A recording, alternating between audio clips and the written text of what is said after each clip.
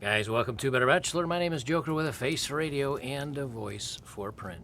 I was online today. I was on Twitter, and there was a man that took a very. I'll watch my words because I don't have my editing equipment hooked up right now, and I want to upload this to YouTube.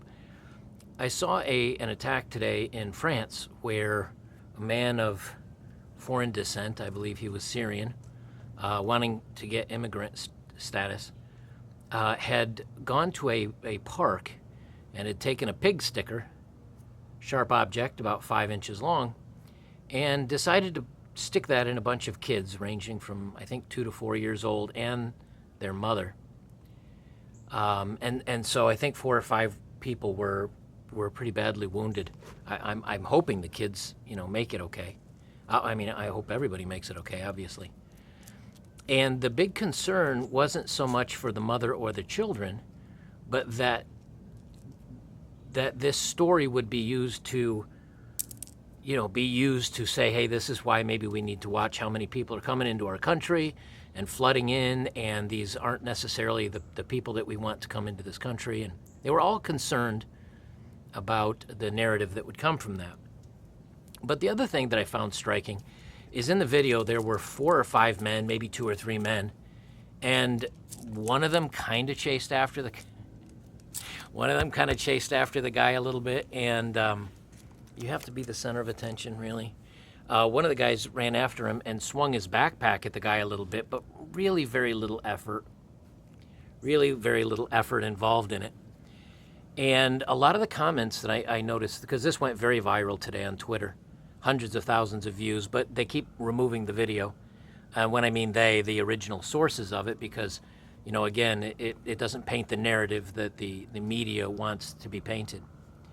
But what everybody was screaming about in the comment sections, and when I mean everyone, I mean Paul Joseph Watson, I mean, come over to this side, news commenters, commentators, women, conservative people, not many leftists, let's be honest. They're not known for their bravery. But they were very concerned that where were the men? Why did these men not stop in and intervene? Why didn't they keep this awful thing from happening? Well, I think that myself too, but I put myself in that situation. Here you are in a country where you're not allowed to protect yourself with your own, defensive long-distance hole puncher or pig sticker. You're not allowed to defend yourself or carry something for self-defense, so everybody else has nothing. And this guy's running around with a blade. And, that you're putting yourself in the risk of maybe dying yourself. And so people often say, well, you should put yourself out there to protect these women and children. But the question then becomes, why? Now, traditionally, it's pretty much, I think, in men's DNA to want to help those less fortunate, those weaker, those that can't defend themselves. So I can certainly see why many people would say, hey, what's wrong with these guys? Why didn't they jump in and do something? Why didn't they stop these guys? But the problem is when you see many news stories now of people getting arrested, getting in trouble for trying to defend others, and then accidentally ending the life of the perpetrator. They get taken. Look at the gentleman in New York City who there was a man threatening other people, and he put him in a chokehold to put him to sleep, and he accidentally put him to sleep permanently, and now he's going on trial and may be facing up to 10 years in jail. So when you persecute the good men, and the next generation of men that are coming up are learning, well, to be brave, to be stoic, to be strong, to be masculine, to be tough, to be aggressive, that's bad. That's toxic. Good men don't do that. Good men are in touch with their emotions, and good men are soft and they're feminine, and they like to put on makeup, and wearing skirts is okay. Well, you're going to basically at that point, you're going to get men that are very much like women. And when something happens, they're instead of jumping into action and stopping something from happening, instead of saying, I've got this, or everybody behind me, I'll protect you, they do the same thing that women do, which is the 2 hands on either side of the face with the mouth open. Oh, what a tragedy. Oh, no, somebody do something. And that's basically what the men were doing in this video. I don't necessarily blame the men. What I do blame, and I do in part blame the men, obviously, but these are younger men. This isn't a 50 or 60-year-old guy that was chasing after him. It looked like a guy that was maybe in his late 20s or early 30s. Well, what is this generation, the last 10 or 15 years of men being raised, what have they been told? Exactly all the things that, I just mentioned, that you shouldn't be strong or masculine or stoic. And so only when things go bad do all of a sudden people come around to saying, oh, well, we want strong men. We want tough men. Where are the men that are going to sign up to go into battle and defend us from whatever? Where are the men that are supposed to rush in and save the puppies and children from the burning building? Where are the men that are supposed to stand up to bullies in the street that are giving women a hard time? Where are the men? But if that same man, when nothing is happening, if that same man that exudes strength and perseverance and focus, well, they say, well, yeah, no, that's not good for society.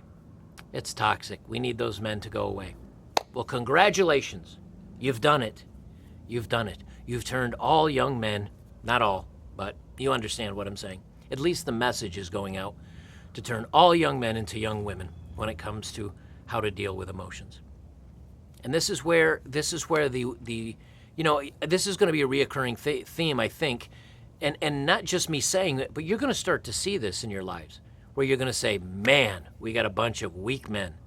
We got a bunch of weak politicians. We got a bunch of weak people that kowtow and fall over, prostrate on the ground, because they're not strong enough to stand up to adversity, or they're not masculine enough to push back on the lunacy. Come here. Come over here. Here. And so we're going to see it. And it's going to happen in policy. It's going to happen in... You can't be in the camera frame.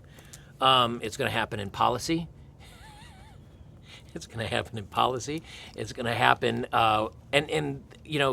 Russia, China, other countries that are not the West at this point in time, they're not teaching their men to be more like women. They're teaching their men to be men and to be strong and to be aggressive. Whether you like or dislike these countries, I mean, obviously, they're going to be a huge threat to many of us in the West. But at this point, what's going to happen when they need, the military recruitment's down to all-time lows? Men don't want to defend this country anymore. Men don't want to be brave. When we used to go into conflicts, especially when you go back to, WW1, WW2, when you go back to these conflicts, you look, there were young men that were 14, 15, 16, wanting to say they were 18 years old so they could go and fight and defend their countries. And a big part of it was religion. And this is something else that, they're attacking Christianity, they're attacking anybody that doesn't go along with the left ideology. But the problem is when you don't teach religion, when you don't teach that there's something bigger and better and more important than yourself in society, such as society itself, or religion, or your family, or these other things that men naturally want to defend, what's going to happen is those men they have nothing left to defend. So when you look at the young people that signed up to go off into battle, those young men wanted to prove themselves. They wanted to prove themselves in battle. And they had families and they had loved ones they wanted to protect. And on top of that, they knew that if they went and, almost like Valhalla, they went into battle and did the right thing, and if they didn't make it, if they were extinguished in the fighting, they knew there was something better waiting for them. Again, no matter what religion, most religions say there's something bigger and better waiting for you. So what happens in a society when you take away the religion, you take away the stoicism, the strength, the care for society, and you tell those same men, we don't like you, you're part of the problem, we want you to go away. What happens when you tell those men that? What happens when you tell those men that? And then they don't have a religious background anymore, and they don't have a family anymore. So there is no one at home to protect and to look out for and to make sure that they stay safe. It's just you. And what happens in this society is we tell everybody, hey, look out for yourself. All that matters is you. All that matters is being selfish. All that matters is that you make money, or you level up, or you are successful with, hooking up with women. And everything becomes meaningless. And ultimately, I think, it means your life becomes meaningless. Would you not in the middle of my video? Ultimately, it means that your life becomes meaningless. And then there's nothing to live for, and then there's nothing to die for. So always push back against this. Remind people that when they say, where are the strong men to step up? Where are the men that are supposed to protect women and children? Where are the men that are supposed to go off bravely into battle and make the ultimate sacrifice for their country to allow the rest of us to live in peace? Remind them. You chase them away. You taught men today that that's bad. Those men no longer exist. Or if they do, they don't want to fight for you. They don't believe that there's anything even to be supportive of anymore. Would you go off into battle and protect a country that calls you toxic and the root of all problems and doesn't want to hire you because you're a man or you're white or you're Christian or whatever? They're going to have a real rough time when things come around. And every time there's something that happens like this, they come a-screaming, where are all the good men? And the ultimate answer is, ma'am, there are no more good men left. You chase them all away. Guys, if you would, don't forget to join me on betterbachelor.locals.com. This weekend, we're going to do a Saturday night at the movies. I think I'm going to do Sisu, or is it Susi? I think it's Sisu, S-I-S-U. Is it a Norwegian film, I think? We're going to do that. I don't know what else I'm going to go along with it, but it's Saturday, 8 p.m. Eastern Standard Time, New York time, if you can. But come on over and become a supporter today as well. I get, maybe for someday when I'm sitting in front of my editing machine, I'll pull up some of these emails I get where it's like, hey, if you'll do 3 one-minute promotions in your video, we'll pay you $4,000. A lot of people will be like, holy hell, man, that's a deal. You should take it. I don't want to. I don't want to show products I don't believe in. I don't want to show products that I haven't used or I don't trust. I'd rather be member and supporter driven. So become a supporter here on YouTube. They have the support option. You can join over on Rumbles as well. Or you can become a supporter over at betterbachelor.locals.com. And that way I get to keep my little bit of love, but it screws off Big Mama YouTube. And instead, you can give some love over to the Rumble and / Locals community, which are now all one and the same, and give your money to big tech that actually cares about you and isn't going to silence your voices. All right, guys, that's it for me. We'll see you in the next one.